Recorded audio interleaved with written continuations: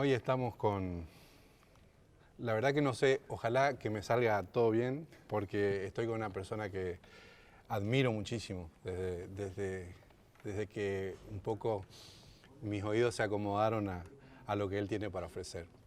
Hoy está con nosotros el Chango Spasiuk. ¿Cómo está, Chango? Yo estoy muy bien. Es súper lindo acá. ¿Qué te parece el lugar? Hermoso, es un pequeño Teatro Colón, muy bello. Y esos frescos. No estaría mal que esté Cocomarola pintado arriba. Hay un lugarcito todavía en el cielo.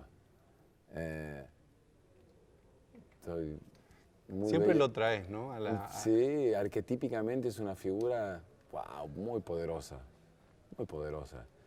Obvio que en la historia del chamamé hay mucha gente antes y hay mucha gente después. Y hay mucha gente inclusive en el mismo tiempo de Cocomarola, pero sin lugar a dudas es una figura que yo la tengo presente porque para mí es un pilar, pero no un pilar del chamamé, sino realmente es una figura muy importante para la música popular, para la música folclórica, para la música popular sudamericana.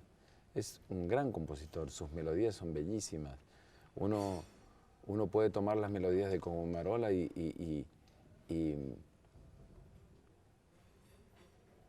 encararlas desde un montón de herramientas. O sea, no solamente del aspecto tradicional. Me imagino Cocomarola tocado por un quinteto de jazz, o me imagino Cocomarola tocado por otro tipo de ensambles estéticos totalmente ajenos a la tradición del chamamé, y funcionaría en el sentido de como música, pues sonaría muy bien. ¿Y por qué sonaría muy bien? Porque ahí hay un gran compositor. Esto no es la primera vez que respondes esta pregunta, pero Horacio Eugenio, digamos que la gente te conoce como Chango, ese es tu nombre. ¿Quién es Horacio Eugenio Spasiuk? Bueno, ¿quién soy? Que la gran pregunta. ¿Quién es? No. El misterio más grande por descubrir es el hombre mismo, decía un gran pensador. Pero no, Horacio me puso mi mamá y mi papá en el documento. Mi padrino de bautismo era un médico jujeño, el médico del pueblo, el doctor Abraham. Y mi padre era el carpintero, era uno de los carpinteros del pueblo, el doctor Abraham era su cliente. Entonces, de los 6 hermanos que somos, yo soy el más chico, y cuando nací yo, el doctor Abraham fue mi padrino de bautismo, y el doctor a mí no me decía Horacio, ni me llamaba por Eugenio, ni por Horacio, sino que me decía Chango. ¿Dónde está el changuito? ¿Dónde está mi changuito? Es como si dijera, ¿dónde está mi gurí? Claro. Pero claro. Gurí, todo el mundo sabía que Gurí era la gurizada, y Chango, bueno, en que en realidad estaba tratando de decir Gurí también, ¿dónde está mi Gurí? Pero de la zona de donde él viene, de Jujuy, Claro. a los niños se le dicen changuitos. Chango. Entonces, ¿dónde está mi changuito? Chango, y quedó Chango, por eso es Chango nada más, no el Chango, como después se llaman grandes figuras de la música folclórica, el Chango Nieto, el Chango Farías Gómez. A mí, yo soy Chango nada más a secas, porque así es como me llamaron desde niño. Y ¿quién soy yo? Yo soy el hijo de un carpintero. ¿Tu mamá qué hacía? Mi mamá era ama de casa. Ambos eran nacidos en la chacra, y ambos abuelos míos eran inmigrantes de Ucrania. Y después se vinieron a vivir al pueblo. Mi papá con sus otros 2 hermanos, Marcos, Demetrio, hicieron una carpintería, hicieron un galpón, construyeron la carpintería, el galpón, y después fueron construyendo la casa de cada uno alrededor de esa carpintería. Y ahí en ese contexto yo nací. Está la carpintería de mis padres ahí, pero está como el galpón en realidad. Claro. No viven mis padres, no viven mis tíos, que eran carpinteros. Eso es como, quedó ahí como un galpón cerrado. Ya no es lo que era cuando yo era niño. Bueno, por ahí todavía ahora hay empedrado un pedacito, pero hasta hace muy poco tiempo había camino de tierra, era las afueras, era el country outside, era las afueras de Apóstoles, Misiones, bien Bien la orilla muy lindo, con terrenos baldíos llenos de monte, con lianas, con isipó, era como muy bello esa imagen en la niñez, como con plantas de mango, naranja, guayaba, níspero, era coco, era como tenía mi propia selva en los terrenos que me rodeaban y era una infancia muy tropical, muy de estar descalzo todo el día, salvo para ir a la escuela. Claro. Entonces tengo como muy presente todo eso.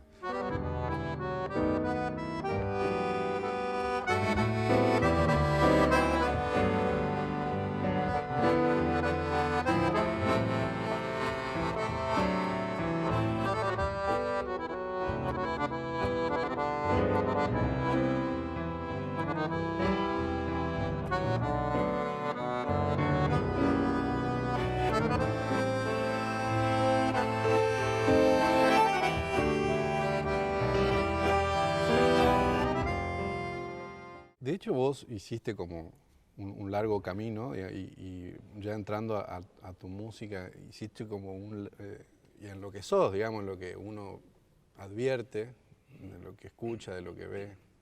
Un largo camino musical, cultural, una especie de síntesis, digamos, de raíces europeas, de que se volvió criolla, que se proyecta como mestiza.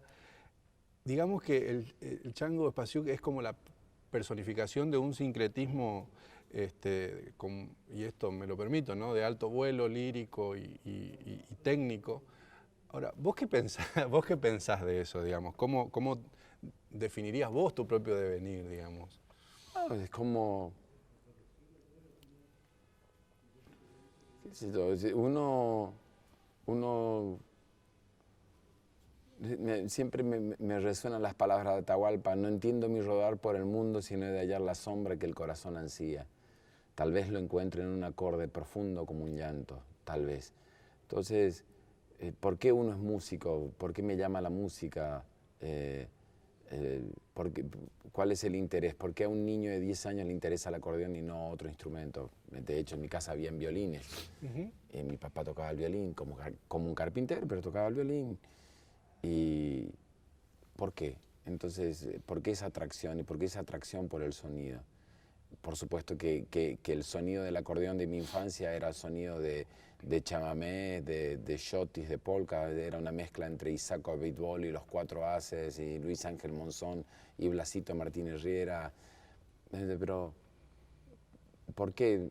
Bueno, la verdad es que yo no me he preguntado por qué me pasa esto, voy a ver si lo tomo. Yo simplemente quería tocar el acordeón y empecé a tocar el acordeón. Pedí a gritos un acordeón, mi papá me compró un acordeón, pidió prestado dinero, compró un acordeón en una relojería que había. No había acordeones de botones en Apóstoles, en esa relojería había un acordeón al piano, me compró un acordeón al piano. Si me hubiese comprado una verdulera, hoy estaría tocando un acordeón de botones, pero lo que había en la vidriera de la relojería Masur, en Apóstoles, bueno, todo el mundo sabe acá del interior de Corrientes, la relojería que vende radio, televisores. Claro. Sí, un ramo general es pequeño. Un ramo generales, y de golpe había un acordeón en la vidriera y la buscó. Yo empecé a tocar el acordeón y pero ahora hace 40 años que toco el acordeón. Claro. Entonces, cuando estás haciéndolo durante 40 años, yo tengo 50 años, hace 40 años estás tocando, son 40 años que te estás preguntando por dónde, cómo podría ser, cómo me gustaría tocar como Montiel, pero no, para tocar como Montiel hay que nacer Montiel. Bueno, me encantaría tocar como Barbosa, no, pero para tocar como Barbosa hay que nacer Barbosa.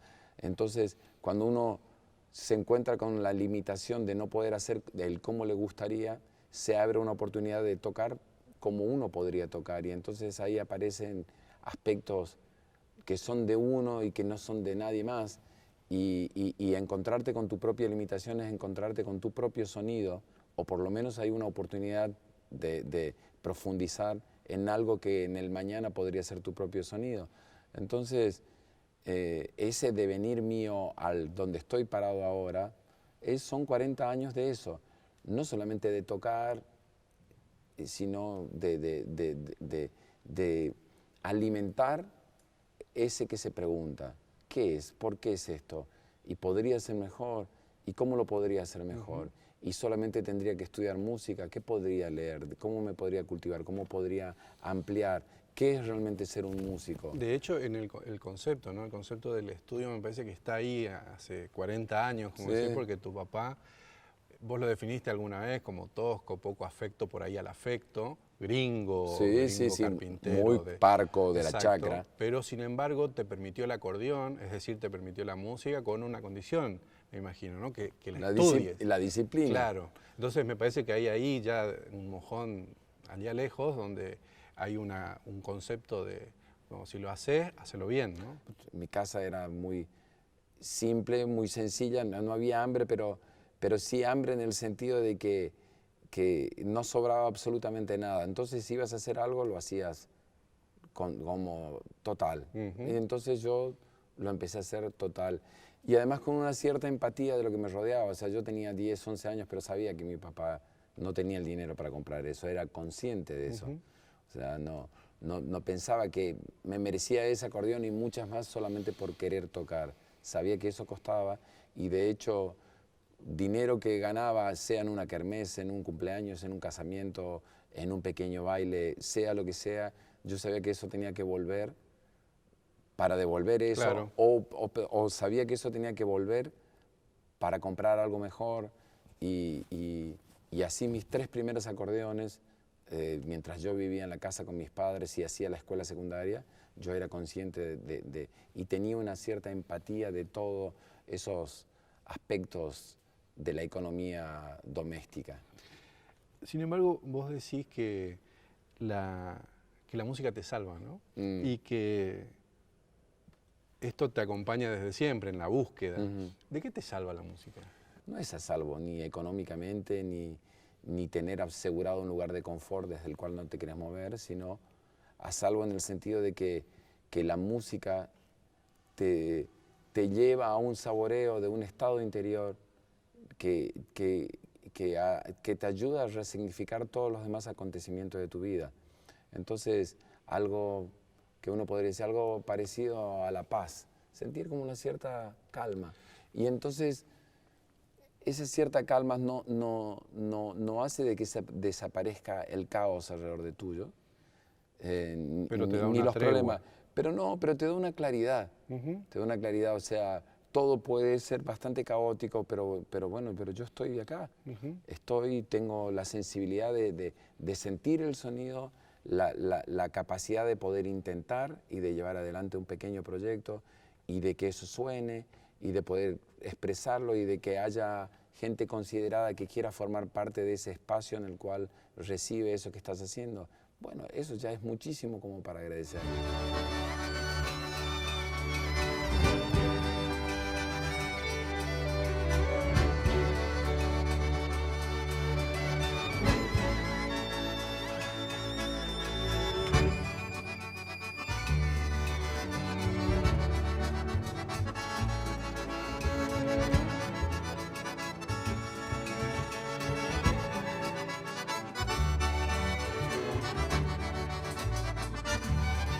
De hecho, ese ensimismamiento en tu música hace que también no solamente entre por el oído, sino que también entre por la vista, ¿no? Porque vos como que miras para adentro, para arriba, abrís la boca.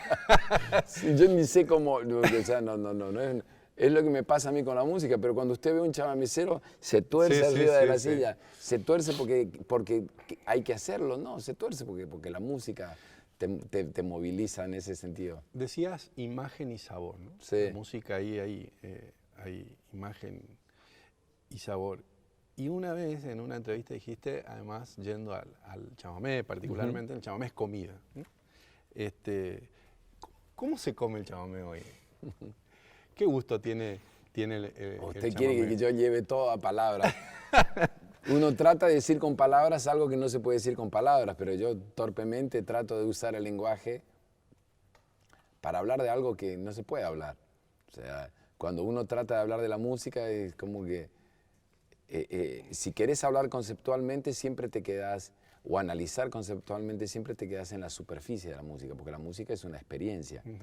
Pero bueno, a veces la metáfora ayuda, es como una comida. Claro. Digo, es como una comida rica, como O sea, da la sensación de comer algo cuando tenés hambre. Cuando ese es alimento, es un alimento anímico, emocional, es una cosa muy, muy completa y necesaria para uno, como cuando Nietzsche dice, la vida sería un error si no existiera la música o sin música. Entonces, como la carencia que tendríamos sin música, sea la que sea.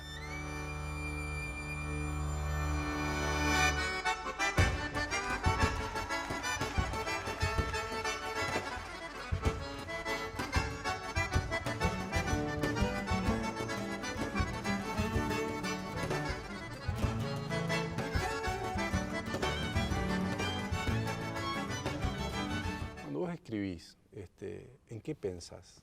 ¿Quiénes son dónde te inspirás? ¿Con quiénes te inspirás? ¿Qué te inspira? El proceso creativo a veces habría que quitarle un poco de romanticismo, porque esa cosa de me levanté a las 3 de la mañana y realmente no me podía dormir y la música, entonces me tuve que levantar y me puse a componer porque...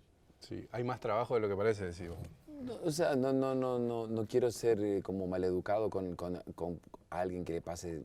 Eso, una cosa es Mozart o Tchaikovsky cuando escuchó el sonido y se puso a llorar porque dijo eso que está sonando afuera está sonando adentro mío. O bueno, estos son grandes compositores. Lo que yo a las 3 de la mañana tengo sueño. Claro. O sea, y porque el todos los días doméstico realmente te hace que llegue las 10 de la noche y no estás hecho fleco. La verdad es que no me levanto a las 3 de la mañana, ni quiero tocar a las 3 de la mañana. Claro. La mayoría de mi música compongo en el piano porque el piano es como, es más, el acordeón ya es como que ya quiero sentarme y ya quiero tocar el acordeón.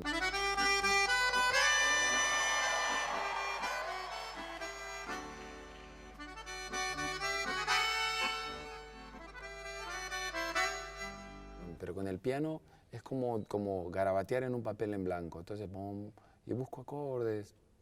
Entonces, no estoy pensando en la tierra colorada o en mis padres. No estoy haciendo un acorde y digo, mi padre, mi madre. En realidad, todo, mi padre, mi madre, la tierra, la provincia, lo que uno ha vivido, está con ahí. Uno.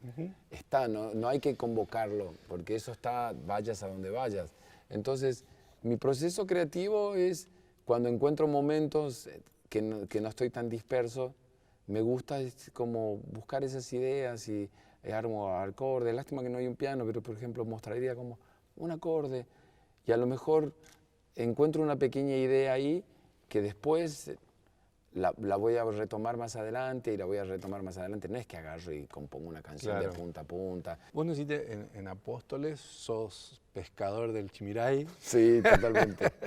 También he ido a pescar al Uruguay, a garruchos y he ido a bailar ahí a la pista de los hermanos Franco, la pista del Paraíso, sí, he pescado y pescador de laguna. ¿Ah, sí? Y de tararira, porque mi padre tenía algunos clientes estancieros y lo hacía como cosas ahí de Urunday para las vacas y todas esas cosas y nos largaban en una laguna ahí para tirar lineadas y sacar tarariras.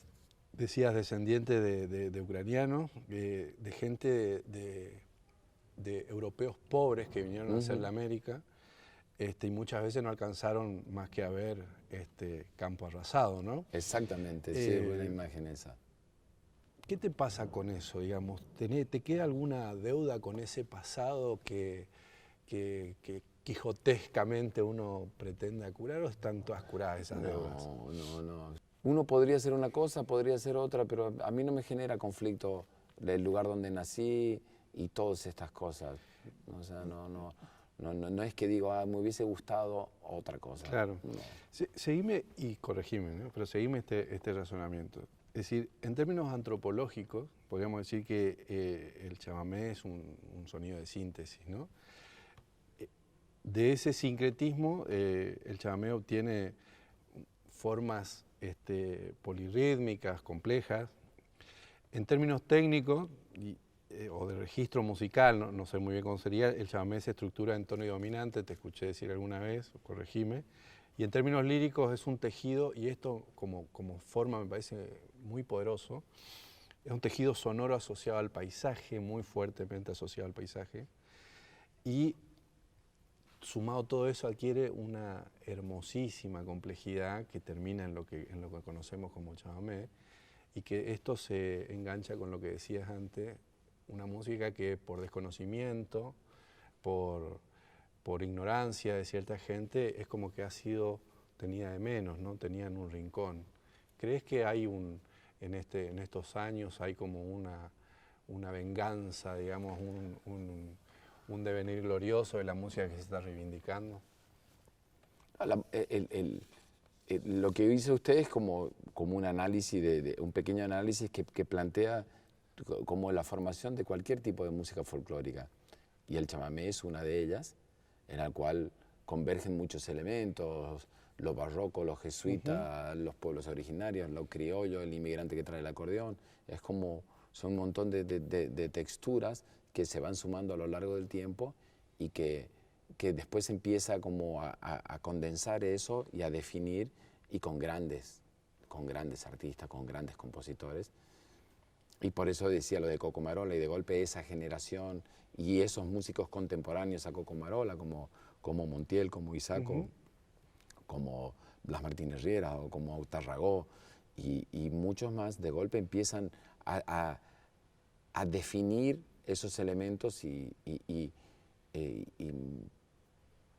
a dejar formas muy claras en términos estéticos como punto de partida y lo que uno llamaría la tradición. Entonces, lo otro es por qué algunas músicas se expresaron más y otras menos, por qué algunas tuvieron como más consideración, otras no. Eso habla un poco de la historia de la Argentina, de por qué nosotros, cómo nosotros cómo construimos nuestra comunidad y en base a qué elementos y en base a qué distracciones y en base a qué manipulaciones construimos nuestra comunidad. O sea, incluso es como, y ahí el chamamé entra en la volteada de todo eso, porque el chamamé no está ajeno a las fallas comunitarias de cómo nosotros, eso que decía Nicolás Avellaneda, los pueblos que se paran sobre sus tumbas gloriosas son los que mejores preparan el porvenir. Bueno, evidentemente nosotros deberíamos leer mejor nuestra historia y resignificar esos elementos y ponerlos en valor y de alguna manera. También hace poco había leído un libro escrito aquí en Corrientes, uno de ellos es el Topo Subieta, me había dado el libro, y digo, como que había el desarrollo del chamamé como fuera de Corrientes, porque empezó con el provinciano que emigró a Buenos Aires y que en un momento del desarrollo de la industria del disco estaba ahí y como conectado a la industria de la música paraguaya, y como después es como que entró el chamamé, porque también hay un desarrollo comercial en paralelo al desarrollo artístico, y ese desarrollo comercial es el que también hizo a la formación de los músicos. Entonces, pero evidentemente en una época como que quedó algo que yo dije algunas veces y algunas personas no entendieron, como que quedó atrapada en algunos clichés. Cliché de como una música de campesinos, de cabecita negra, periférica. Llegó un momento que en la industria habían discos de música folclórica y discos de chamamé, como si el chamamé no fuese una música folclórica.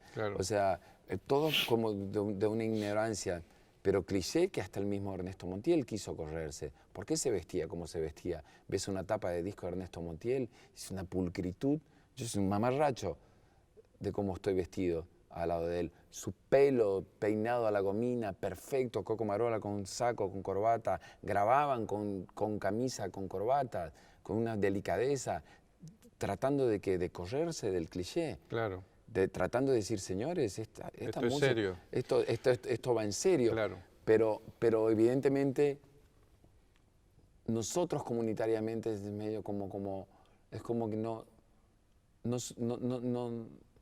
acompañamos ese proceso, pero no de la manera que lo estamos acompañando ahora comunitariamente. Es como que ahora es como hay un volver a mirar, porque el mundo globalizado es tan agresivo que hay algo hay que tener como para pararse y decir, bueno, el mundo es todas esas cosas, pero dentro del mundo están está esto, estas cosas. claro. Y estas cosas las tenemos que cuidar para que no desaparezcan.